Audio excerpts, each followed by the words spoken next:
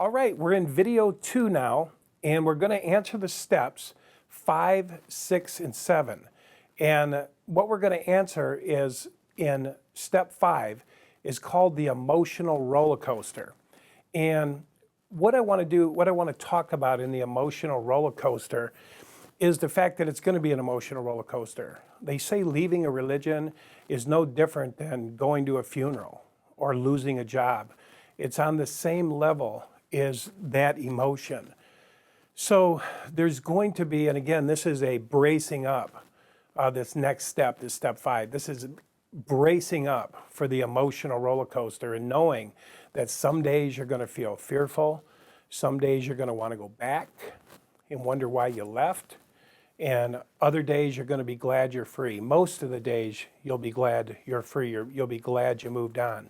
But just know that there's going to be days of sadness, loneliness, emptiness, and there's going to be days with learning new things. What else?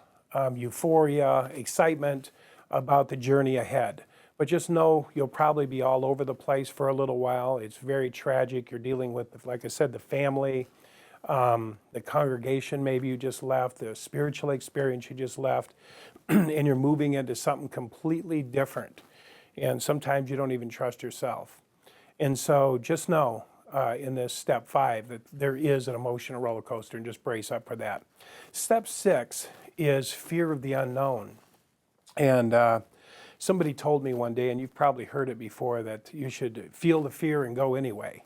And that's what I did, because you really don't have any choice. Like I said, you're dying anyway in the institution that you're in. You already have come to the end of yourself. That's why you're feeling discontent and anger and these sort of things.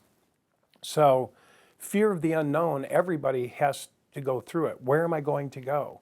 Where am I going off to?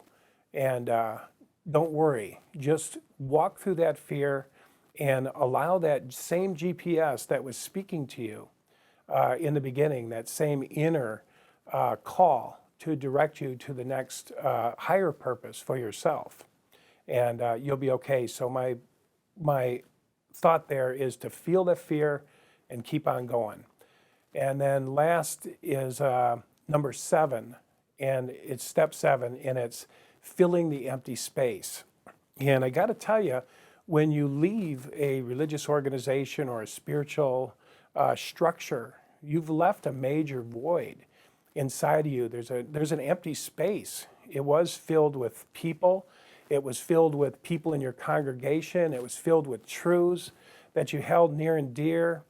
It was a whole world. It was a matrix. And so you're letting go of the matrix. You're letting go of the people you've had in your life that's been your family. You're letting go of the religious ideals that maybe don't serve you anymore. Maybe they were even harmful.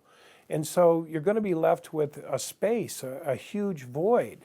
So this is something to be very aware of, and to know that this space will be filled, but just give it some time. Visit some new places. Give yourself time. You'll probably walk into the first 2 places and run out, or maybe you'll be scared to walk in. But just give yourself the time, and eventually you'll discover that there's that right place for you.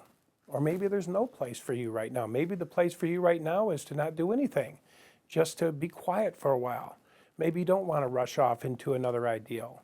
It doesn't matter. But the inner GPS that you've started to tune into, that GPS that's been given to you by God, will lead you to the next step. You can trust that.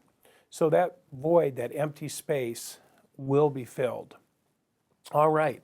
So that's those 3 steps I just covered: the emotional roller coaster, the fear of the unknown, and filling the empty space. And I hope you enjoyed them. And we're about ready to go into video 3. And video 3 is getting the hooks out and celebrating your victory.